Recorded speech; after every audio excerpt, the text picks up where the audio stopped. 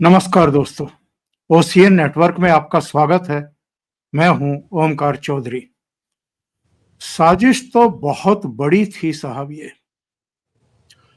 और कई बार क्या होता है कि कोई अगर घटना हो जाती है तो शायद वो अच्छे के लिए हो जाती है। अगर ये लाल किले से कुछ कदम की दूरी पर कार बम ब्लास्ट ना होता, और चलो अभी तो हम कहते हैं कि चलो 10-15 लोग इसमें मारे गए, एक भी नहीं मारा जाना चाहिए, एक भी घायल नहीं होना चाहिए और एक भी बम ब्लास्ट कहीं नहीं होना चाहिए, एक भी साजिश इनकी सफल नहीं होनी चाहिए और नहीं हो रही थी।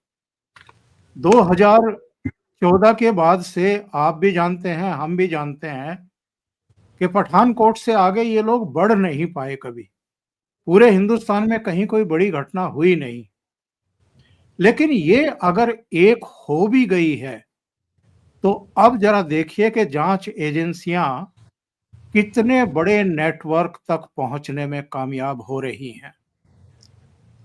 20-25 जगहों पर ईडी के छापे, एनआईए और एनआईए के साथ अलग-अलग राज्यों की पुलिस, केंद्रीय एजेंसियां कुल मिलाकर के जितनी अब तक धरपकड़ कर चुकी है, मैं ये तो नहीं कहूंगा कि सबकी गिरफ्तारी हुई है। गिरफ्तारी का एक प्रोसेस है। एक सही समय आने पर गिरफ्तारियां होती हैं। बहुत सारे लोग हिरासत में हैं। उनसे जो पूछताछ हुई है, उसके आधार पर अब जगह-जगह छापेमारी हो रही है, बरामदगियां हो रही हैं और एक बहुत बड़ी साजिश का पर्दाफाश हो रहा है। 6 दिसंबर यानी बाबरी विध्वंस के दिन या उसके आसपास ड्रोन्स के जरिए, रॉकेट के जरिए, कार बम ब्लास्ट के जरिए हमास की तर्ज पर बहुत बड़ा एक दहशत का कांड करने का पूरा इंतजाम था और इनको पकड़ा जा रहा है। पूरे नेटवर्क की कमर तोड़ी जा रही है। कहां-कहां इनके तार जुड़े हुए थे, कहां-कहां से ये वित्त पोषण हो रहा था, ये सब अब समझ में आ रहा है और उसके खुलासे हो रहे हैं। मेरे साथ जुड़ रहे हैं मामलों के विशेषज्ञ, जियोपॉलिटिकल मामलों के विशेषज्ञ और सेना को अपनी बहुत सालों तक सेवाएं देने वाले और उसके बाद भी अपनी पुस्तकों के जरिए बहुत सारे खुलासे करने वाले भी और समाज को और राष्ट्र को सजग करने वाले कर्नल अजय रैना साहब। तो अजय रैना जी से चर्चा को आगे बढ़ाएंगे। अजय जी, बहुत स्वागत है आपका। नमस्कार। नमस्कार। नमस्कार ओमकार जी, आपको, दर्शकों को धन्यवाद। बहुत अभिनंदन, बहुत स्वागत आपका। एक अनंतनाग के कांजी कुंड से गिरफ्तार किए गए हैं, उठाए गए हैं जसीर बिलाल उर्फ दानिश, और ये तकनीकी सलाहकार था, तकनीकी सेवाएं देता था मोहम्मद उमर को, जो इस कार बम ब्लास्ट में उड़ गया है, खुद को भी उड़ा दिया है। जानकारी ये मिल रही है अजय जी, आपने तो सारा देख लिया होगा, कि ये ड्रोन्स बनाने का एक्सपर्ट था, उसको मॉडरेट करने का भी एक्सपर्ट था, ये कुछ रॉकेट वगैरह भी बना रहा था और कुछ इस प्रयास में था कि इसमें विस्फोटक लगा करके भीड़ भरे बाजारों में उसको गिराया जाए और बहुत बड़े पैमाने पर तबाही मचाई जाए। इनके और बहुत सारे सहयोगी पकड़े जा चुके हैं या पकड़े जा रहे हैं। इनके तार कहां से जुड़े हुए हैं ये भी। दोपहर बाद जब मैंने आपको रिंग किया तो आपने पहला ही सेंटेंस बोला, गजवाए हिंद। तो ये इनके दिमाग से फितूर निकल नहीं रहा है या इनके दिमागों में ये फितूर भरने वाले देश के भीतर और बाहर कुछ ताकतें हैं जिनके गर्दन पकड़ने की भी जरूरत है अब। जी बिल्कुल ओमकार जी, एक समय था जब बाहर से लोग आते थे, टेररिस्ट आते थे, प्रीचर आते थे, भड़काने वाले आते थे, मिशनरीज आते थे, वो हमारे देश में आके एक सामने दिखता था कि बंदा आया है कश्मीर में जब टेररिस्ट बाहर से आता था, वो चाहे पकड़ा जाए, 10 दिन के बाद मारा जाए, लेकिन खबर लगती थी कि बाहर वाला बंदा आया। अभी टेक्नोलॉजी में ना इतना एडवांस कर लिया कि अभी किसी को कहीं जाने की ज़रूरत ही नहीं है। सिर्फ क्या ज़रूरत है कि आपके दिमाग को कोई पहले वो जो कहते हैं ना भेजा निकालने का एक प्रोसेस है, जिसको रेडिकलाइजेशन कहते हैं। वो भेजा निकालने का प्रोसेस है, जब खत्म हो जाए तो उसके बाद आप क्या हो, आप बेसिकली एक टॉय हो, रिमोट किसी और के हाथ में। आपने दिमाग ही निकाल के साइड पे रख दिया ना, और वो जो आपको कंट्रोल कर रहा है, फिर आप उसने आपको, उसकी ये कलाकारी है, हमें समझनी चाहिए, अप्रिशिएट करनी चाहिए कि हम अपने देश के अंदर अपनी हिस्ट्री और अपने शूरवीरों के होने के बावजूद, हालांकि वो भी बात अलग है कि हिस्ट्री पढ़ाई नहीं जाती हमारे ढंग से, हम अपने बच्चों को मोटिवेट उतना नहीं कर पाते जितने ये लोग इस हद तक मोटिवेट कर देते हैं कि आप खुद मरने पे आ जाते हो, आप मारने पे आ जाते हो, और आपको खुशी महसूस होती है। आपको लगता है कि आप एक ईश्वर का दिया हुआ काम जो कर रहे हो, ये हम सब जानते हैं कि सब गलत है। इनफैक्ट जो जो इलीगल है दुनिया में, मैं भारत की बात नहीं कर रहा, दुनिया में जो जो चीज़ इलीगल है, वो इन लोगों को बोला जाता है कि ये तुम्हारा हक है। चाहे वो रेप है, मोलेस्टेशन है, पड़ोसियों की जायदाद हड़पना है, काफिरों को मारना है। तो जब आप ऐसे जो कलाकार बैठे हैं, जो पहले आते थे, पकड़े भी जाते थे, मारे भी जाते थे, आज वो रिमोटली बैठ के वीडियोस अपलोड करके, जैसे हम और आप और मैं बात कर रहा हूँ, वैसे बात करके, तो आपने सही कहा, दूर तक इनकी जड़ें हैं। और देश के अंदर ये जो जहर फैल रहा है, ये ज़रूरी नहीं है कि अंदर ही कोई बैठ के प्रीच कर रहा है। हाँ, ये जैसे आपने बताया, ये जो आज पकड़ा गया बिलाल, ये टेक्निकल नाउ हाउ ज़रूरी है, बिकॉज लेक्चर सुन के दिमाग ख़राब करना अपना एक बात है। अब रेडिकलाइजेशन का अगर स्टेप देखेंगे तो उसमें पहले मोटिवेट किया जाता है, फिर आपका दिमाग आपसे निकाल के साइड में रखा जाता है, उसके बाद आपको एक खतरनाक आतंकवादी बनाया जाता है। तो जब वो आतंकवादी बनने के लिए जो टूल्स उसने यूज़ करने हैं, उसके लिए तो हथियार चाहिए, चाहे हथियार हो चाहे ड्रोन हो। तो ये जो स्कीम नज़र आ रही है, जो जहर की बात, जहर गुजरात में, लखनऊ में आज 2000-3000 पिस्टल पकड़े गए, ड्रोन का बिलाल की बात सामने आ गई, रॉकेट्स की बात सामने आ गई, बॉम्ब ब्लास्ट तो हो गया ऑलरेडी और काफ़ी सारे होने थे। तो ये जो सिचुएशन है, इससे ऑफ कोर्स एजेंसीज निपट रही हैं, और मैं अभी भी देशवासियों को बोलना चाहता हूँ कि आप थोड़ा अलर्ट रहें, ये ख़त्म नहीं हुआ है, बहुत मेहनत करनी पड़ेगी और बहुत सारी तारें जुड़ेंगी। आजकल के ज़माने में क्या है ना ओमकार जी, आजकल लोग सेल्फ मोटिवेटेड सिंगल, किसको कहते हैं, लोड वुल्फ बन जाते हैं, अकेले ही खुद ही वीडियो देख के जाकिर नायक के पहले अपने आप को दिमाग खराब करो, फिर आप 3D प्रिंटर करके लेके आओ, 3D प्रिंटर से आप जो मर्जी चीज़ प्रिंट कर लो। जापान के प्राइम मिनिस्टर, जब एक्स प्राइम मिनिस्टर का मर्डर हुआ था, वो 3D प्रिंटर से बनी हुई पिस्तौल से हुआ था। तो फिर हमें क्या करना चाहिए, ये तो सामने आ गया ना, एजेंसीज काम कर रही हैं, हमें अलर्ट रहना चाहिए। उसकी भी बात हो चुकी है काफ़ी प्रोग्राम्स में। बहुत ज़रूरी है ओंकार जी, हमें अपने आप को दुनिया से डिजिटली आइसोलेट करना पड़ेगा। जैसे चाइना ने अपनी फायरवॉल्स बना रखी हैं, आपको बाहर से इसके तार वाशिंगटन तक जुड़े हुए हैं, और आपको बीच में तुर्की फुर्की, ये तो ऐसे नमूने हैं ही हैं। हमें अपनी पॉपुलेशन को अंदर जो कार्रवाई करनी है, सरकार कर रही है, और ये चलती रहेगी, सालों साल चलेगी, इतनी जल्दी ख़त्म नहीं होगा। पर हमें जो आई थिंक डिजिटली आइसोलेट करना चाहिए, हमें अपने सोशल मीडिया, अपने सिस्टम डेवलप करने चाहिए, और एक फायरवॉल बननी चाहिए जिसको बाहर वाला आके हमारे लोगों का दिमाग ना ख़राब करे, और हमारे लोग जो बाहर VPN शीपीएन लगा के अटेम्प्ट मारेंगे वो पकड़े जाएं। सेम टाइम जो अंदर लोग हैं, जो भी वही वीडियो देखते हैं, जिनको देख के गली गली में पैदा होता, उनको सीधा करना भी ज़रूरी है। सरकार चाहे और पुलिस चाहे, अगर वेस्ट बंगाल को हम छोड़ दें, केरला को छोड़ दें, तमिलनाडु को छोड़ दें, बाकी जहाँ जहाँ बीजेपी की सरकारें हैं, तो ये तो बात सीधी सी है कि अगर सरकार चाहे तो SHO के पास उस गली मोहल्ले के, उस इलाके के हर बंदे की खबर होती है। अब चाहिए विल पावर, आपको ये विल पावर दिखानी पड़ेगी, सिटीजन्स को रिपोर्ट की आदत डालनी पड़ेगी। आपने किसको रिपोर्ट करना है, कुछ नहीं है तो ओमकार जी के चैनल पे आइए और कमेंट में लिख दीजिए हमारे घर के आस-पास ऐसे हो रहा है, कुछ ऐसा है, तो कोई ना कोई देख लेगा। पर चुप नहीं बैठ सकते आप। अभी ये नहीं कह सकते कि पड़ोस में जो होता रहे, भगत सिंह पैदा हो तीसरे घर में, मेरे घर में बस तालियां बजाऊं, वो समाना निकल गया। आपको कंट्रीब्यूट करना पड़ेगा एज नॉर्मल सिटीजन्स। बट सरकार को एक बड़ा ये फैसला सोशल मीडिया में लेना पड़ेगा, बिकॉज आप जो मस्जिद में जाके, चर्च में जाके, कहीं और जाके आप जो मोटिवेट होते हो, उसको रेडिकलाइज होते हो, उसका फिर भी उसको ट्रैक करना आसान है। आप इंटरनेट पे मोटिवेट होके रेडिकलाइज हो रहे हो किसी फॉरेन सोर्स से, वो हम अफोर्ड नहीं कर सकते। हमारे पास दुनिया की सबसे ज़्यादा पॉपुलेशन है जो कि अपने आप को माइनॉरिटी कहती है। फैक्ट रिमेन्स की वो बहुत बड़ा एसेट है ऐसे लोगों के लिए जो उनको खराब करना चाहते हैं। तो ये आपके माध्यम से अपील है कि हमें अपना सोशल मीडिया का नेटवर्क और अपना फायरवॉल जितनी जल्दी हो सके बनाना पड़ेगा। अजय जी, मैं देख रहा था मेरे दिमाग में एक बात आई है, अल फलाह यूनिवर्सिटी। अल फलाह क्या है? तो मैंने सर्च किया। अल का तो सबको पता है, एक संज्ञा है, किसी के आगे लगाओ उसको मजबूती देने के लिए। लेकिन फलाह क्या बलाए है? तो फिर मैंने देखा कि फलाह का मतलब जो है सफलता है, कल्याण है, समृद्धि है, मोक्ष है, आध्यात्मिक मोक्ष है और जन्नत है।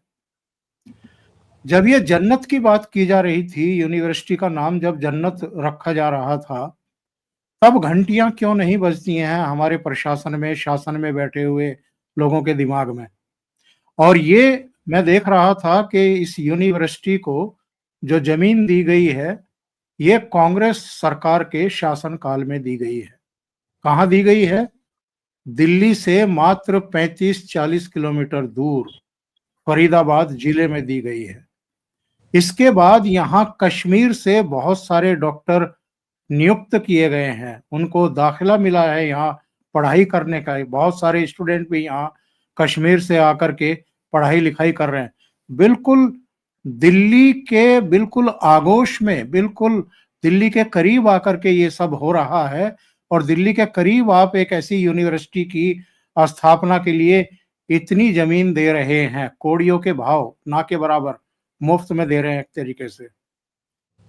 तो आप जो बात कह रहे हैं, ये चीजें क्या पॉलिटिकल पार्टियों पर लागू नहीं होनी चाहिए? उनकी कोई जवाबदेही और जिम्मेदारी तय नहीं होनी चाहिए कि आपने क्या बीज बो रखे हैं? बिल्कुल होनी चाहिए, और इलेक्शन के रिजल्ट जैसे जैसे आ रहे हैं उसका आ रहा है, लोगों को सबक मिल रहा है। लेकिन आपकी बात सही है, जो उनको पनिशमेंट मिलनी चाहिए वो नहीं मिलती। तो देखिए ओमकार जी, ऐसा ऐसा क्यों होता है? आपने बड़ा सिंपल सा सीधा सवाल पूछा एज ए नॉर्मल सिटीजन, और हम सारे लोगों के दिमाग में ये सवाल है। ऐसा इसलिए होता है कि हमारा जो इलेक्टोरल सिस्टम है ना, वही पहले रिफॉर्म्स उसके ड्यू हैं। आप एक नेता को चुनते हो जो आपका चीफ मिनिस्टर बन सकता है, कल को डिप्टी सीएम बन सकता है, होम मिनिस्टर बन सकता है स्टेट में, जिसके ऊपर 2-3 मर्डर के केसेस चल रहे हैं, 4-5 रेप के केसेस चल रहे हैं। बड़ी मुश्किल से मोदी जी ने ये कर दिया कि जब आप कन्विक्ट हो गए तो आपको रिजाइन करना पड़ेगा। उससे पहले तो ये भी नहीं था। तो जब आपको ऐसे लीडर्स लॉ मेकर बन जाते हैं तो उनकी जो छत्र छाया, उनकी जो छतरी के नीचे ऐसे वाले जो फल फूल हैं वो पनपते लगते हैं, और उनको फिर क्या करते हैं कि ये जो मैंने हमेशा कहा, ब्यूरोक्रेट्स भी उतना ही खेलते हैं जितना उनको जरूरत है। वो भी एक लाइन वो भी क्रॉस नहीं करते, वो अपनी कंफर्ट जोन में वो अपना पैसा कमाते हैं, ऐश करते हैं, और वो मंत्रियों से भिड़ते नहीं है बिना मतलब के। तो ये कारण है। हो सकता हो किसी एसएचओ का दिमाग वहां पे हिला हो, लेकिन जब उसके ऊपर ही जब उसने रिपोर्ट भेजी हुई हो, किसी सुनी नहीं होगी। हो सकता है किसी किसी ऐसे मिनिस्टर की प्रोटेक्शन में बना हो, क्योंकि ये बंदा खुद 4 साल जेल काट के आया। तो जो 3 साल जेल काट के आया फाइनेंशियल फ्रॉड में, आपने उसको यूनिवर्सिटी बनाने की इजाजत दे दी। आप जरा अपना 2-3 दिन या 1 दिन जेल काट के आइए ओमकार जी, और फिर पासपोर्ट अप्लाई कीजिए, देखो क्या होता है। तो ये मैं बार बार वही बात कहता हूं कि हर चीज के लिए कानून है, हमारे देश के संविधान में हर प्रोविजन है, क्रिमिनल कोड में सब कुछ है, हम लगाते नहीं। एक एमपी को, एमएलए को अपने सदन के अंदर बोलने का हक है, उसको आप ट्रायल पे नहीं ले सकते, हम सब जानते हैं, वो भी मैं एग्री नहीं करता, बट फैक्ट। लेकिन जब वो बाहर भोंकता है कोई, मैं प्रधानमंत्री के को डेथ थ्रेट दे रहा है एक बंदा, उसको इसलिए छोड़ दिया जाए कि वो लीडर है और एक कम्युनिटी को बिलोंग करता है, तो फिर क्या होता है कि इसलिए ये पनपता है। तो ये नहीं होना चाहिए। मैं बिल्कुल एग्री करता हूँ कि अगर आपको नाम का नहीं पता था तो पता कर लेते। हमने जो अब एक इस जो एसपी साहब ने वहाँ एक पोस्टर देखा श्रीनगर में और पूरी कार्रवाई की, वो भी तो सोच सकते थे अपने घर में आराम से। ये तो अंडरस्टूड है ना। अगर हम इस उस विषय पे चर्चा कर रहे हैं लगातार, तो जिस अफसर ने उसको पहले पोस्टर वाली बात से शुरू की, क्या वो सोया होगा आज तक? कहाँ कहाँ वो भागा होगा, कहाँ कहाँ उसकी टीम्स डिप्लॉय होंगी, कहाँ 24 घंटे, मुझे पता है ना। आप कैसे उसको टच में रह रहे हो, 2-2 मिनट की खबर आपको आ रही है, फिर एक धमाका हो जाता है पुलिस स्टेशन के अंदर, उसके ऊपर देखो कितना स्ट्रेस है। तो वो अपना काम कर रहे तो बाकी को नहीं करते।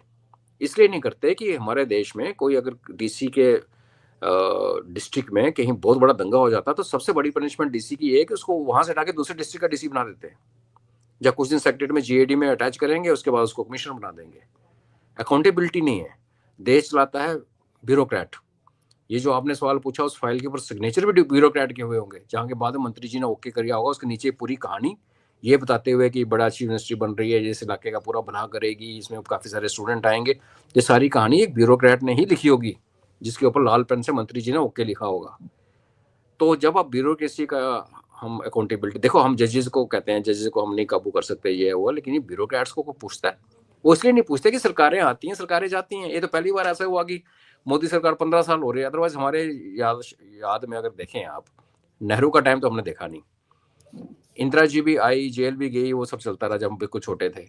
उसके बाद हमने सरकारें कहाँ देखी स्टेबल। यूपीए 2 1 एंड 2 जो था वो तो पता था कि आज इलेक्शन तो आज ही खत्म है।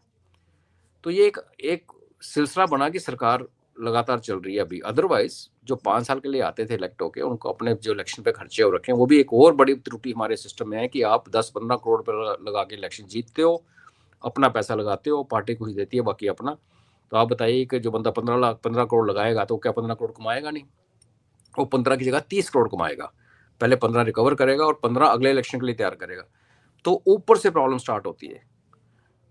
तो ये ठीक है, हम जिहादियों को गाली निकाल सकते हैं, मिशनरीज के लिए बात कर सकते हैं, मुल्ला कॉम्प्लेक्स को कर सकते हैं, लेकिन हमारे सिस्टम में भी कुछ ऐसी चीज़ें हैं जो कि आज से वो एक स्टोन एज को बिलोंग करती हैं, आज के ज़माने में बिलोंग नहीं करती। तो अकाउंटेबिलिटी होनी चाहिए।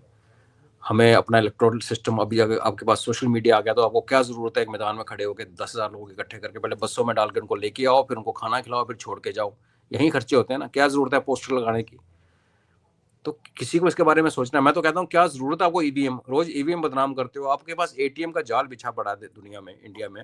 किसने कहा एक ही दिन इलेक्शन कराने हैं? ओंकार जी, आप ये बोलें कि 1 हफ्ता इलेक्शन का टाइम है, किसी भी एटीएम पे जाओ, आपका अकाउंट में केवाईसी हो रखा है, आपका पैन, आपका आधार ऑलरेडी कनेक्टेड है बैंक के साथ, उसके साथ वोटर आईडी को आप कनेक्ट करें और आप मैं किसी भी एटीएम में किसी भी टाइम 1 हफ्ते के लिए जाके अपना वोट डाल के आ जाएं। क्या प्रॉब्लम है?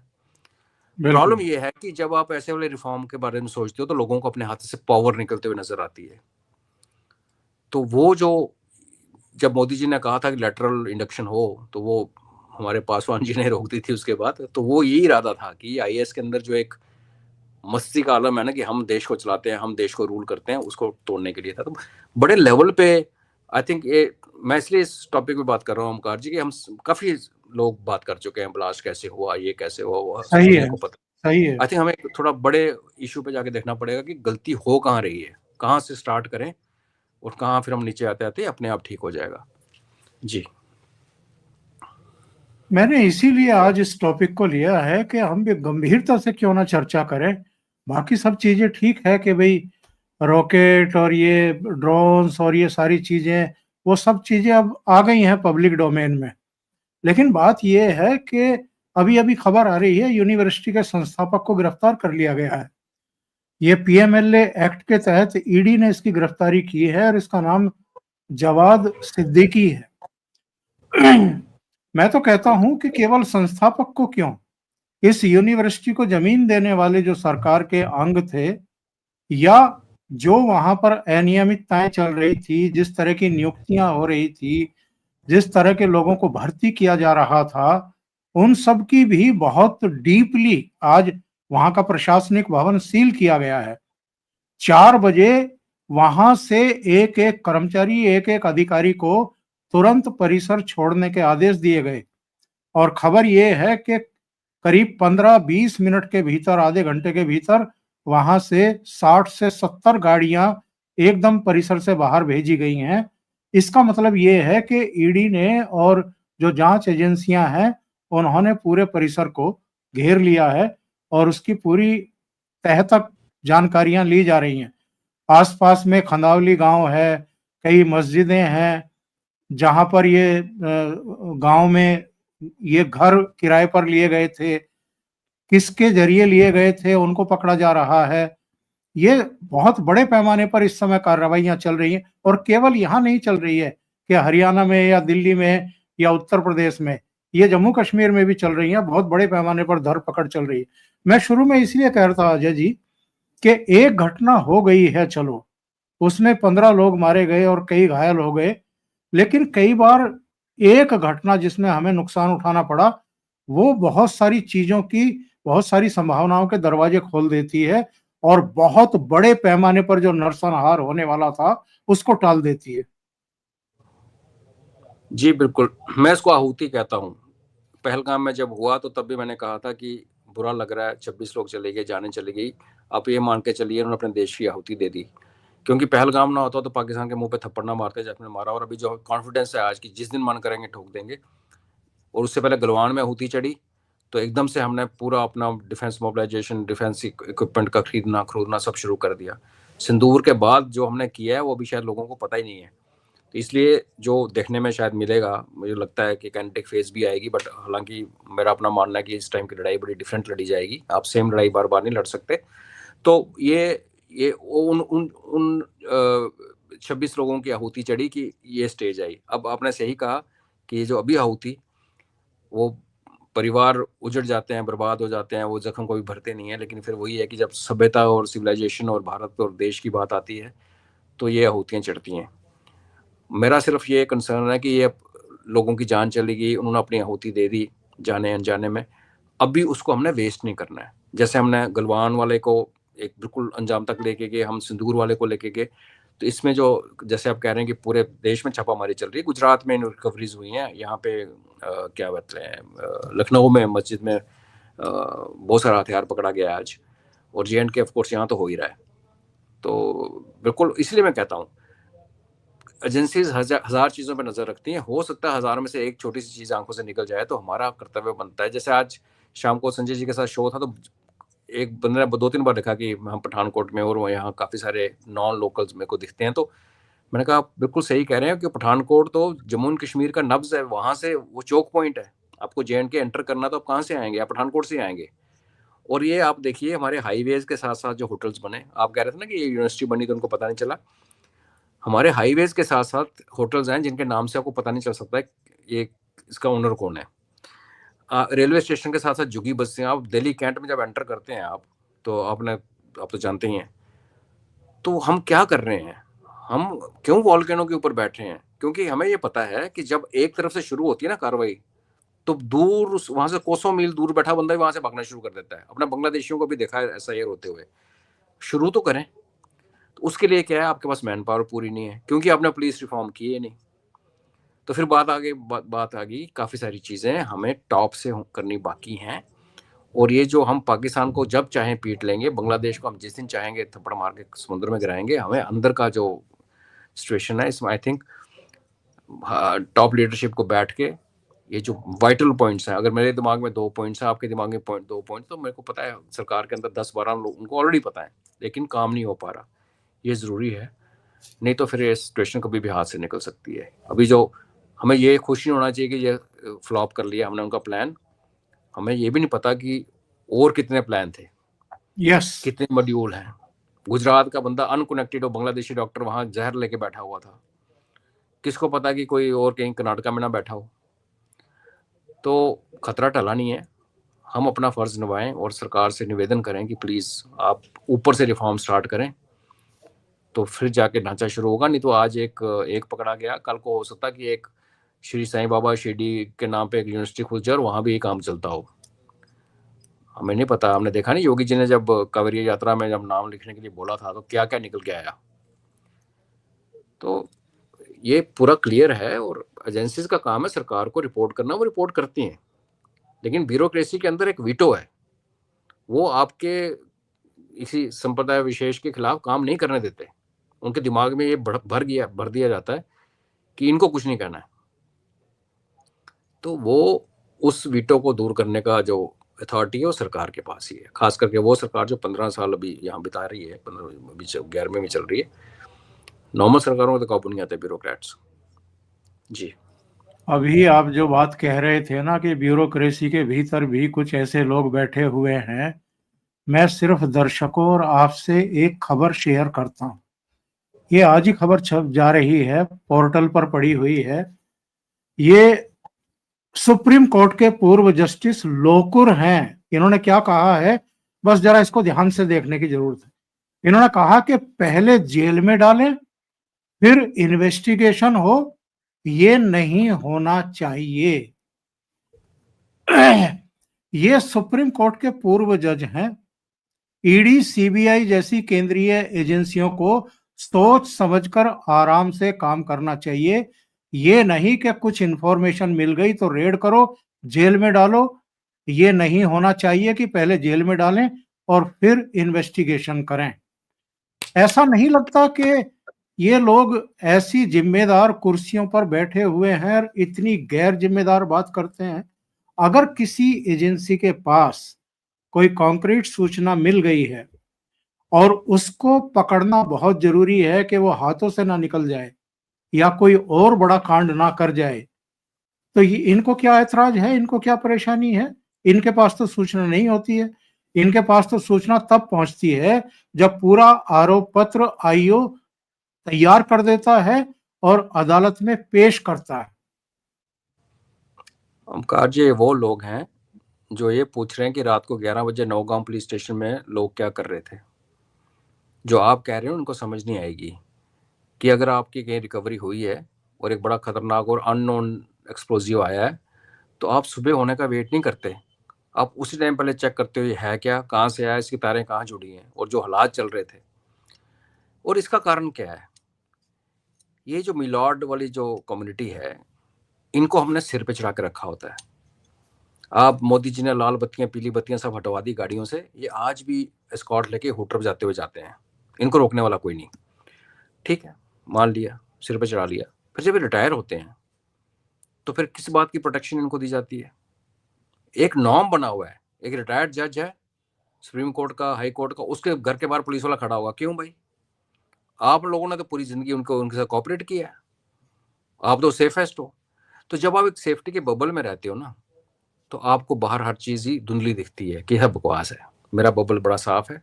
जैसे कहते हैं ना, आप किसी फॉरेन कंट्री में घूमने जाते हो तो टूर ऑपरेटर क्या करते हैं, वो आपको एक मर्सिडीज में बिठाएंगे या एसी गाड़ी में बिठाएंगे, आप घूमोगे, बड़ी बड़ी जगह देखोगे और बाहर की स्मेल अंदर नहीं आएगी, आपको पता भी नहीं चलेगा और आपको हीन भावना, यार हमारे भारत में तो स्मेल आती है यार सड़कों में। अगर उसको फील करना, आप पैदल चल के देखो या नॉर्मल गाड़ी में बैठ के देखो जो नॉर्मल लोग यूज़ करते हैं, फिर पता चलता है। तो ये वो बबल में, ये लोग बबल में ट्रेवल करते हैं। तो फिर अगेन, अगर रिफॉर्म्स की ज़रूरत है तो फिर किसने करने हैं? ये तो स्ट्रक्चरल रिफॉर्म्स बहुत ज़रूरी हैं। और जब स्ट्रक्चरल रिफॉर्म्स, मैं इसलिए कह रहा हूँ कि स्ट्रक्चरल रिफॉर्म ये हैं कि जो ये कहते हैं कि आप पार्लियामेंट के अंदर कुछ भी बोलो सब माफ है, पार्लियामेंट के बाहर अगर आप बड़े लीडर हो, कुछ भी बोल के प्रधानमंत्री जी को मारने की धमकी देकर निकल जाओ, कोई नहीं पूछने वाला। और जो डीसी हो उधर से गया वो फिर सिस्टमिक हैं, जो उसके अंदर जो जो मैं मुस्लिम वीटो की बात कर रहा हूँ, या रात को कोर्ट का खुलने का, हमारे स्ट्रक्चर में सुप्रीम कोर्ट को रात को 12 बजे खुलने की कोई ज़रूरत नहीं है, पर खुलता है। तो ये वो लोग हैं जिनको पता है कि इनको, इनके कुछ नहीं होने वाले, इनके बच्चे बाहर पढ़ते हैं फॉरेन में, ये टोटल ऐश करते हैं। आप और मेरे को चिंता है कि जब हमारे दरवाजे पे रात को खटकाने आएगा तो हमें बचाने वाला कोई नहीं आएगा, हमें खुद ही अपने लिए मरना और जीना है। इसलिए हमें थोड़ी सी वरी होती है। और आप ये, जैसे आपने बिल्कुल सही कहा कि आपके पास एक क्लू आया कि 100 बंदा आज कल सुबह उठ के कुछ करने वाला है या रात को दंगा करने वाला, तो क्या आप उसको दंगा करवा के पटाखा चलाने के बाद पकड़ोगे, या आज पकड़ के उसको पहले रोकोगे? ताकि जैसे फरीदाबाद में हुआ, अगर वो ना हुआ होता, इस जज साहब की बात मान लेते, तो हमें तो सारे धमाके 36 के 36 धमाके करवा के 6 दिसंबर को, और रॉकेट और ड्रोन और जहर वहर पीने के बाद फिर हम पकड़ते और फिर हम जज साहब के पास लेके जाते। तो फिर जज साहब कहते हैं, हाँ बेटा तेरे को डंडा मार के मारपीट की है क्या इंटरोगेशन में? अगर वो ऐसे भी कर देता तो बोला नहीं ये खारिज है। तो हमने इतनी लेयर्स बना रखी हैं ओंकार जी सोसाइटी में। मुझे तो ये जो अंग्रेजों द्वारा बनाया हुआ लेयर्स हैं, ब्राह्मण राजपूत क्षत्रिय वाला, वो मुझे उसका वो ठीक है। मुझे इन लेयर्स की चिंता है, जहाँ पे वीवीआईपीज हैं, फिर वीआईपीज हैं, फिर बिना अनअनाउंस्ड वीआईपीज हैं। आप किसी आईपीएस अफसर के घर जाके देखिए, रिटायर्ड, क्योंकि आईपीएस है तो नेचुरली वो एडीजीपी उस लेवल पे रिटायर होगा अनलेस अनटिल, तो आपको उनके घर में सर्विंग पुलिस वाला मिलेगा काम करते हुए, चाहे उनकी प्रोटेक्शन में, चाहे उस आईपीएस ने पूरी जिंदगी दफ्तर के बाहर पैर ना रखा हो। सिमिलरली यही हाल है जजेस का। और मैं बड़े प्राउडली कहता हूं कि आप जाइए किसी रिटायर्ड जनरल के घर में, आप पांडे साहब के घर जाके देख लीजिए, आधे से ज्यादा फ्लैट में रहते हैं। मोस्ट ऑफ देम जो एनसीआर में सेटल हुए हैं वो फ्लैट में ही रहते हैं, अफोर्ड ही नहीं कर पाते। आपको कोई नहीं दिखेगा, जनरल साहब की मैडम खुद आपको चाय पिलाने आएगी, आप जाके देखिए। तो ये फर्क है। अगर एक एक प्रोफेशन में ऐसा वाला कल्चर है तो दूसरों में क्यों नहीं है? जब दूसरों की पे भी इनसे ज्यादा है, पावर भी इनसे ज्यादा है, हमारी तो आधी बात ही कोई नहीं मानता। हम बुलेट प्रूफ जैकेट आज मांगते हैं, 15 साल लग जाते हैं आते हुए, क्योंकि वो बाबूजी साइन करने वाले नहीं है। तो जो आपने जो वीडियो दिखाया, ये भी एक बहुत बड़ा सबक लेना चाहिए हमारी जनता को और सरकार को कि भाई ऐसे वाली मेंटेलिटी इसलिए है कि आपने उनको ऐसे वाला माहौल बना के दिया है। नहीं तो आप असेसमेंट किए ना, एक जज है जिसने 15-20 बंदों को फांसी चढ़ा रखी हो तो समझ आती है कि उसको खतरा है। जिस भाई साहब ने, जिसके घर से करेंसी के नोट निकले और वो न्यायाधीश बन के घूम रहे हैं आज, कल को रिटायर होंगे और आप उनको पहले तो सजा दोगे नहीं क्योंकि वो न्यायाधीश है, उसके बाद आप उनको प्रोटेक्शन भी दोगे, तो फिर ऐसी बातें करेंगे जी। लेकिन इधर थोड़ा तसल्ली मिलती है देख करके कि कम से कम पहलगाम की घटना के बाद बहुत बड़े पैमाने पर और कई स्तरों पर साफ सफाई अभियान शुरू तो हुआ है। जो विदेशी यहाँ बरसों बरस से रह रहे थे, जिन्होंने 2-2 3-3 पीढ़ियां यहाँ रह करके तैयार कर ली थी, जबकि वो पाकिस्तानी हैं या दूसरे देशों के हैं, उनका अब सफाया हो रहा है, उनको डिपोर्ट किया जा रहा है। अभी हम देख रहे हैं एसआईआर के बहाने ही सही बिहार से भी लोग भागे हैं निकल करके, अब बंगाल से भी लाइन लगी हुई है, भाग रहे हैं बांग्लादेश की तरफ, रोहिंग्याज भी भाग रहे हैं। तो एक बड़े पैमाने पर थोड़ी प्रतिबद्धता, थोड़ा संकल्प इस सरकार का दिखाई दे रहा है। लेकिन अगेन फिर से यह सवाल उठता है अजय जी कि कोई तो था जिन्होंने दरवाजे खिड़कियां खोली थी इन लोगों के लिए।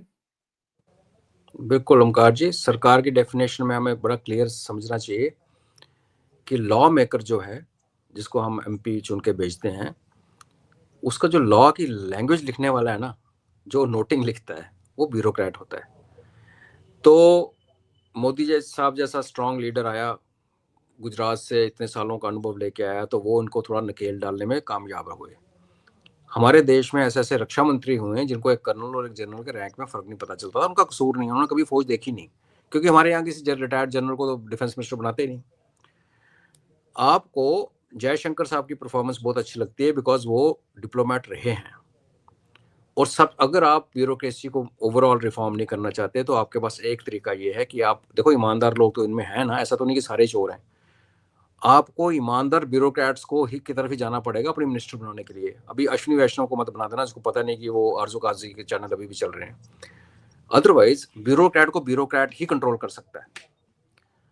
तो एक इंटरिम स्टेप तो ये होना चाहिए कि अब उसमें इलेक्टोरल पॉलिटिक्स आ जाती है। अगर आपने किसी से कोई चुन के आया है किसी बड़ी स्टेट से और वहाँ बाहुबली है और उसके पास आपको पता कि असेंबली इलेक्शन भी जिताने हैं, तो आप उसको मिनिस्टर भी बनाते हो। तो बट ठीक है, डेमोक्रेसी पे कभी फिर हम बात करेंगे, ये भी एक फेल्ड कॉन्सेप्ट है। इसने अपनी जिंदगी जी ली जितनी जिंदगी, अभी कुछ और एक नया वर्जन आने का ड्यू है, बट खैर बात फिर बहुत लंबी हो जाएगी। बट हाँ, एटलीस्ट फेस ऑफ इट आप अकाउंटेबिलिटी शुरू कीजिए। लीडरशिप के ऊपर किसी को डाउट नहीं है हमारे, और ये लीडरशिप टोटली डिफरेंट है, नेशनलिस्टिक है, राष्ट्रवादी है, हमें इसमें कोई शक नहीं है। लेकिन उस लीडरशिप, वो लीडरशिप है। जब हम गवर्नेंस की बात आते हैं तो उसमें ब्यूरोक्रेट्स की बहुत बड़ी भूमिका आती है, और वही फाइल्स मूव करते हैं और वही फाइल चलाते हैं, और जो करप्ट मिनिस्टर हैं उनको पैसे भी ब्यूरोक्रेट खिलाते हैं, वो चेन बन जाती है। और जो ईमानदार होता है, अच्छा एक मजे की बात बताऊं मैं आपको, मुझे बड़ा सख्त ईमानदार मिनिस्टर आता है, जैसे किरण बेदी जी अगर जीत जाती जी तो भी करप्शन चलती, बिकॉज वो तो ना खाती लेकिन उनके नीचे वाले खाते। और जिसने काम करवाना उसने जाकर मैडम को कभी बताना नहीं है, उसको अपने काम से मतलब है, उसने दोबारा काम करवाने भी तो आना है। बहुत बड़ा देश है, बहुत बड़ा। तो इसलिए मेरे को ये भी कई बार आता है कि छोटी छोटी स्टेटों का जो एक कॉन्सेप्ट है कि छोटी स्टेट बनाइए आप, उनको एक थोड़ा काबू करना, चलाना थोड़ा सा आसान रहता है। बड़े बड़े स्टेट्स हैं हमारे, जिसमें मुख्यमंत्री जी चाहें भी तो 5 साल में शायद पूरी स्टेट का चक्कर नहीं लगा सकते। मगर अब वो क्या है कि वो स्टेट डिफाइन, यूपी से डिफाइन करती है पार्लियामेंट की कंपोजिशन। तो कहीं ना कहीं किसी को जहर घूंट पी के ना ओमकार जी, किसी को एक दिन खड़े होकर बोलना पड़ेगा रिजर्वेशन खत्म। अगर गरीब हो जिस मर्जी तबके के हो तो आपको रिजर्वेशन देंगे, हम पढ़ाएंगे, क्रीमी लेयर को नहीं देंगे, जो मर्जी हो। वो सरकार डूबेगी मगर देश का हित हो जाएगा ना। तो वो, और मुझे लगता है कि एक काम मोदी जी ऐसे वाला काम कर जाएंगे, बिकॉज उन्होंने अपना हित हमेशा पीछे रखा है। लेकिन दिल्ली में एक दलदल होता है ओमकार जी, आप जितना मर्जी, हम कहते हैं ना योगी जी आएंगे, ये करेंगे वो करेंगे, जिस दिन दिल्ली आएंगे उनको भी समझ आएगी कि यहाँ का दलदल इतना गहरा है कि पहले 8-10 साल तो आपको वो कीचड़ साफ करने में लग जाता है। और अगर कोई ब्यूरोक्रेट अगर करप्ट नहीं भी है ना, वो जो अगर करप्ट ब्यूरोक्रेट नहीं है वो सबसे बड़ा अड़ियल होता है। ये भी एक बड़ी प्रॉब्लम है, जो करप्ट नहीं है वो अड़ जाता है, वो हर जगह पे कानून बताना शुरू कर देगा। तो बड़ी जटिल सी समस्या है, जिन लोगों ने उधर काम किया है ना उनको समझ आती है। और किस्मत ने मौका दिया, मैंने भी वहाँ दिल्ली में नौकरी की है, तो पता है कि कैसे सिस्टम चलता है। तो जनता को समझना चाहिए, थोड़ी सी पेशेंस भी रखनी पड़ती है कि बार हम बड़े वो भी हो जाते हैं, व्याकुल हो जाते हैं। बाकी लेट्स सी, कुछ महादेव की कृपा भी है देश के ऊपर, दिख रही है। इलेक्शन रिजल्ट अच्छे आए हैं तो इससे भी मनोबल बढ़ा हुआ है। तो इसको चलते रहे, कंटिन्यू करते रहे, तो फिर देखते हैं। बिहार रिजल्ट को न्यूयॉर्क वाले भी देख रहे थे, वाशिंगटन वाले भी देख रहे थे बैठ के कि क्या होने वाला है अंदर, हाँ, टैरिफ हटाएंगे। संदेश तो व्हाइट हाउस तक पहुंच चुका है बिहार का। जी बिल्कुल। जी, अजय जी, बहुत बहुत धन्यवाद जुड़ने के लिए और बहुत महत्वपूर्ण मुद्दे पर चर्चा करने के लिए। Thank you so much. धन्यवाद। नमस्कार। नमस्कार जी।